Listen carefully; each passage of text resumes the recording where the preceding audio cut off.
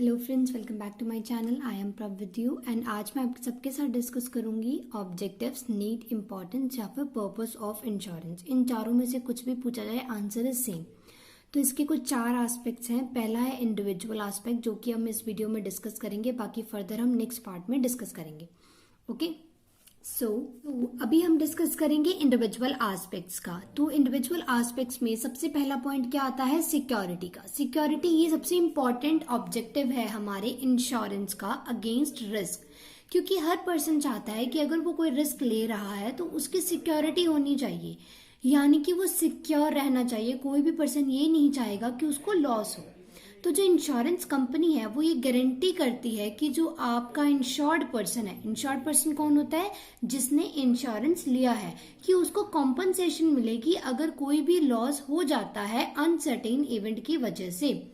Hence जो insurance है वो क्या करता है? हमें फील करवाता है कि हम सिक्योर हैं किसी भी adverse effect of uncertain events के अगेंस्ट। समझ गए? इसमें यही पॉइंट बोला गया है कि अगर आप कोई इंश्योरेंस पॉलिसी ले रहे हो, फॉर एग्जाम्पल अगर आप अपनी लाइफ की इंश्योरेंस पॉलिसी ले रहे हो and you are the single person जिसके ऊपर पूरी की पूरी फैमिली डिपेंडेंट है, अगर आपको कल को कुछ हो जाता है तो आपकी फैमिली पीछे से सफर ना करे, इसलिए आप अपनी लाइफ की इंश्योरेंस पॉलिसी लेते हो, सो दैट आफ्टर डेथ और आफ्टर एनी एक्सीडेंट आपकी कॉम्पनसेशन आपके फैमिली मेंबर्स को मिल सके। ठीक है। The next point is forced saving. Forced savings में क्या आएगा? क्योंकि जो इंडियन इनकम टैक्स एक्ट है वो अलाउ करता है कि जो लाइफ इंश्योरेंस प्रीमियम है उसको हम 80C के सेक्शन में इंक्लूड करेंगे, और 80C के सेक्शन में जो भी ट्रांजेक्शन्स या जो भी चीजें आती हैं वो सेविंग्स मानी जाती हैं।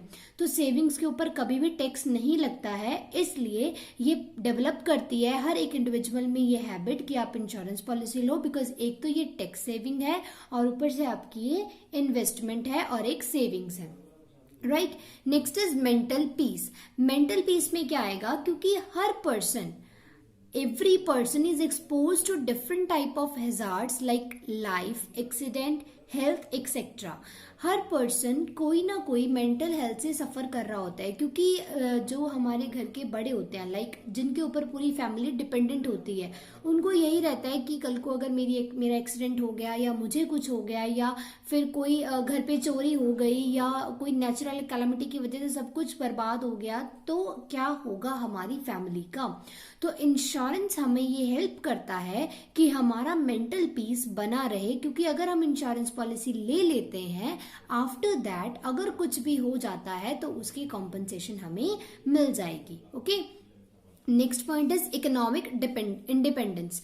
इकोनॉमिक इंडिपेंडेंस में क्या आएगा? जैसे कि मैंने अभी आपको पहले बताया कि जो आपकी फैमिली है वो एक ही अर्निंग हैंड पे डिपेंडेंट है। ठीक है। तो अगर वो अर्निंग हैंड को ही कुछ हो जाए, यानी कि या तो उसकी डेथ हो जाए, ठीक है, या फिर वो हैंडीकैप्ड हो जाए ड्यू टू एनी रीजंस, तो जो फैमिली है उसको बहुत ज्यादा सफर करना पड़ेगा, उनका स्टैंडर्ड ऑफ लिविंग जो है वो बिल्कुल डाउन हो जाएगा। तो फैमिली अपनी इकोनॉमिक इंडिपेंडेंस को ना लूज करे, इसलिए इंश्योरेंस जरूरी होता है। क्योंकि अगर आप इंश्योरेंस पॉलिसी ले लेते हो, आप अपना इंश्योरेंस करवा लेते हो, तो आपकी फैमिली को ना तो इकोनॉमिकली सफर करना पड़ेगा और ना ही अपने इकोनॉमिक इंडिपेंडेंस को लूज करना पड़ेगा, और अपनी स्टेबिलिटीज को भी वो अपना स्टेबल करके रख सकते हैं। ठीक है। Next is credit facility. Credit facility में क्या होता है कि एक पर्सन अगर लोन ले रहा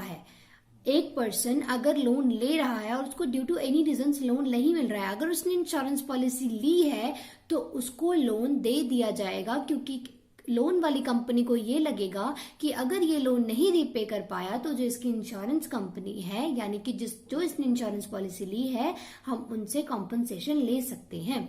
okay. Next is tax assumption. Tax assumption जो मैंने अभी आपको ऊपर थर्ड पॉइंट में बताया था, सेकंड पॉइंट में, कि ये इनकम टैक्स एक्ट इसको अलाउ करता है सेविंग्स के अंडर आने में, तो ये टैक्स अजम्प्टेड है। ठीक है। Next is protection against mortgage. Protection against mortgage में क्या होता है कि अगर एक पर्सन लोन ले रहा है अपनी प्रॉपर्टी के अगेंस्ट और वो पर्सन की डेथ हो जाती है, तो उसकी जो फैमिली है उसको पीछे से सफर नहीं करना पड़ेगा इस चीज में, क्योंकि जो उसकी डेथ के बाद कॉम्पनसेशन मिलेगी वो कॉम्पनसेशन वो लोन वाली कंपनी को दे सकते हैं उनका लोन चुकाने के लिए। ठीक है।